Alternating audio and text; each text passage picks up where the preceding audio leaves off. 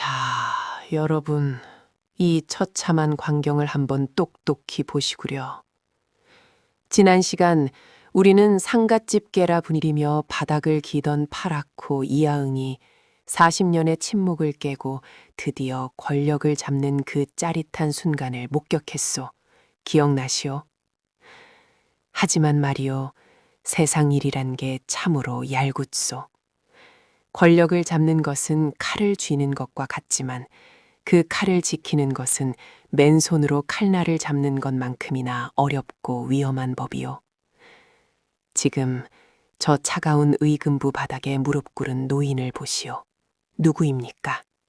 바로 조선을 60년이나 주물렀던 안동김 씨의 거목 영의정 김좌근이요. 김좌근! 이놈들아, 내 놈들이 감히 누구 몸에 손을 대느냐? 내가 누구인지 아느냐? 나는 60년을 이 나라를 지탱해온 기둥이다. 헌종대왕도 철종대왕도 내 말 한마디면 벌벌 떨었거늘. 60년을 나라를 위해 일했다? 지나가던 소가 웃을 일이로다. 백성들의 고열을 쥐어짜서 기와집을 올리고 매관매직으로 배를 불린 것이 나라를 위한 충정이었단 말이요. 천하를 호령하던 권력자가 하룻밤 사이에 죄인이 되어 울부짖는 이 모습, 참으로 기구하지 않소. 도대체 무슨 일이 있었길래 저 거대한 거목이 단칼에 잘려나갔는지 그 피비린내 나는 밤의 이야기를 시작해보겠소. 자, 시계바늘을 거꾸로 돌려봅시다. 지금으로부터 불과 몇 달 전 1863년 그 운명의 겨울로 말이여. 안동 김씨의 위세가 하늘을 찌르고 김좌근이 아직 살아서 펄펄 뛰던 바로 그 시절로 돌아가 보는 거요. 그해 겨울은 유난히도 춥고 눈이 많이 내렸어. 하지만 궁궐 안의 공기는 그보다 더 차갑고 날카로웠지.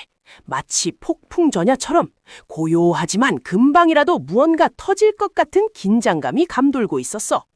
사람들은 몰랐을 거요.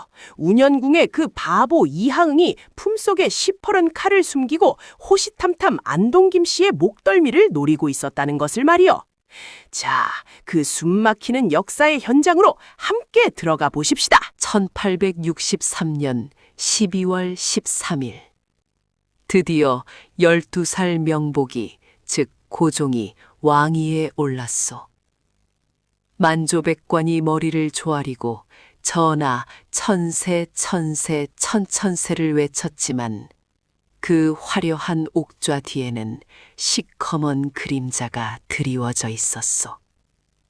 생각해 보시오. 고작 12살이요. 못 모르는 아이가 저 무거운 용포를 입고 앉아 있으니 얼마나 무섭겠소. 게다가 조정은 누가 꽉 잡고 있었소. 바로 늑대떼 같은 안동 김씨들이요.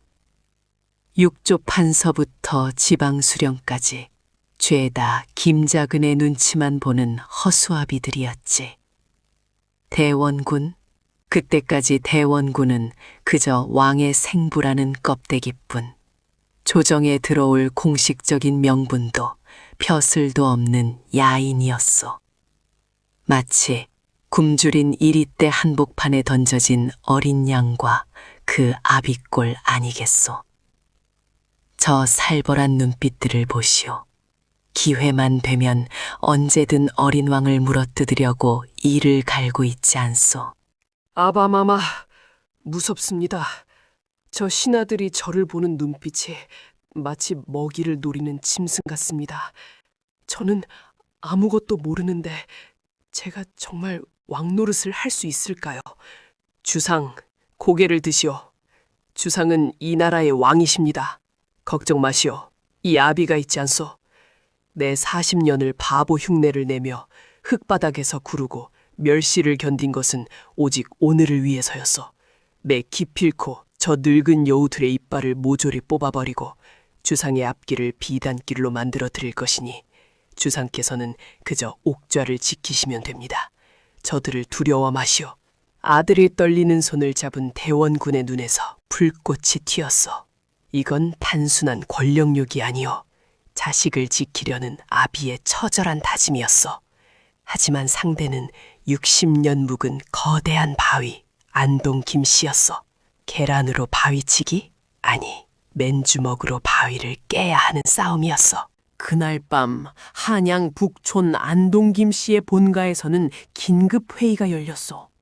천하의 김좌근이 분을 이기지 못해 찻잔을 집어 던졌다는 구려. 40년이다. 내가 40년을 속았어. 그 바보 같은 궁도령 놈이, 상갓집게처럼 꼬리를 흔들던 놈이 내 뒤통수를 쳐. 감히 우리 가문이 세운 왕좌에 제 아들을 앉혀 내 눈을 파버리고 싶구나.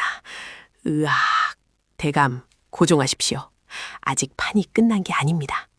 왕은 어리고 대원군은 벼슬한 자리 없는 백수 아닙니까? 조정의 육조 판서가 누구입니까?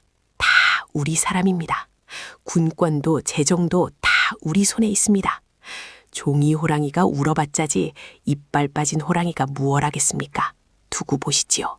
제풀에 지쳐 쓰러질 것입니다. 그래, 맞는 말이요. 왕 하나 바뀌었다고 60년 동안 뿌리 내린 세도 정치가 하루아침에 무너지겠소. 그들은 여전히 자신만만했소. 하지만 그들은 결정적인 실수를 했소. 대원군이 품은 도끼를 너무 얕은 것이오. 운현궁의 밤은 깊어만 가는데 대원군은 잠을 이루지 못했어. 그도 알았던 게지. 자신이 처한 상황이 얼마나 위태로운지 말이여. 이조 판서 김병기, 호조 판서 김병국, 병조 판서 김병학. 온통 김씨 천지로구나. 조정이 아니라 김씨네 안방이야. 내가 왕의 아버지면 뭐하나. 내 말 한마디면 콧방귀도 안 꿰 놈들인데. 실권이 없으면 나나 주상이나 저들의 허수아비 신세를 면치 못할 것이다. 대원군 앞에는 두 가지 길이 있었소. 첫째, 김씨들과 타협하면서 천천히 자기 사람을 심는다. 이건 너무 오래 걸려. 10년은 좋게 걸릴 거요. 그 사이에 당할지도 모르지. 둘째, 단숨에 판을 뒤집어 버린다. 이건 위험해. 실패하면 역적으로 몰려 죽을 수도 있어. 여러분이라면 어느 쪽을 택하겠어? 우리의 승부사 대원군. 그는 목숨을 건 두 번째 길을 택했어. 이 판사판이다. 갈아엎자.